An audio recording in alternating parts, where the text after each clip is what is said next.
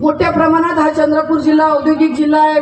कोळशाचं उत्पादन या जिल्ह्यात होते, खनिजची निर्मिती या जिल्ह्यात होते, मोठ्या प्रमाणात वीज निर्मिती या जिल्ह्यात होते। आणि एवढं सगळं असताना सुशिक्षित बेरोजगारांची संख्या देखील या जिल्ह्यात मोठ्या प्रमाणात आहे, हे आपल्याला नाकारता येणार नाही।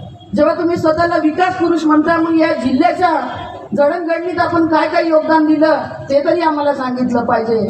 आज आपण बिल्डिंगा बांधल्या, बोटनिकल गार्डन बांधले, बांबू संशोधन केंद्र बांधले आणि बांधल्याबरोबर पडणारे बस स्टँड देखील बांधले, पण हे सगळे आमच्या जनमानसाच्या उपयोगाचे नाही। आम्हाला कुठंतरी आज प्रत्येक कुटुंबात आपण पाहतात की बापाच्या खांद्याला खांदा लावून खाणारे 2-2 पोरं आहेत, ज्यांच्या हाताला रोजगार नाही। नुसत्या बिल्डिंगा आणि बाग बगीचे बांधल्यानं पोटाची भूक भागत नाही। पोटाची भूक भागासाठी अन्नाचा दाना लागतो आणि अन्नाचा दाना खासाठी हाताला रोजगार लागतो। हा विषय तुम्हाला अजूनपर्यंत का समजला नाही हे आम्हालाही समजत नाही। आणि वरून तुम्ही विचारता की काँग्रेसच्या उमेदवारांना 4.5 वर्षात काय काय केलं हे त्यांनी सांगावं। मी आवर्जून सांगतो, भले मी तुमच्यासारखं 30-40 वर्षाचं राजकारण केलं नसेल, 4.5 वर्षाची मी फक्त आमदार आहे, पण 20,000 कोटीचा प्रकल्प मी माझ्या मतदारसंघात मंजूर करून दाखवला तरच मी मतदारांच्या समोर जातो। 145 मेगावॉटचा सोलर प्रकल्प देखील मी मंजूर करून दाखवला। मी याच्यासाठी तुमच्यासारख्या बिल्डिंगा बांधल्या नाही, बाग बगीचे बांधले नाही, कारण आता युवकांना ज्याची गरज आहे, जो प्रकल्प मी आणला, किमान 10 ते 15,000 युवक त्या कंपनीत नोकरीला लागल तर त्यांच्या कुटुंबाच्या उदरनिर्वाहाचा प्रश्न कुठेतरी मार्गी लागल।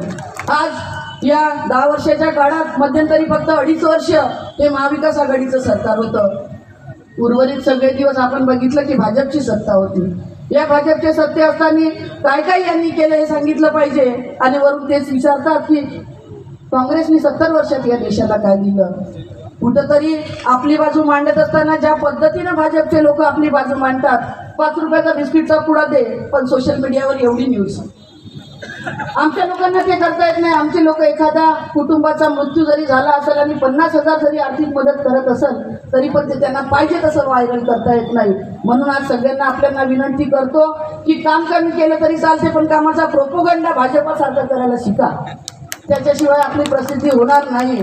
आज जे लोक म्हणतात की 70 वर्षात काँग्रेसने काय केलं, काँग्रेसचा या गांधी कुटुंबाचा एक आगळा वेगळा इतिहास आहे। या देशाच्या पंतप्रधान म्हणून आदरणीय इंदिराजी गांधी होत्या। त्यांनी कधी जात नाही पाहिली, कधी धर्म नाही पाहिला, समाजाच्या शेवटच्या टोकापर्यंत प्रत्येक माणसाला सोबत नेऊन राजकारण केलं।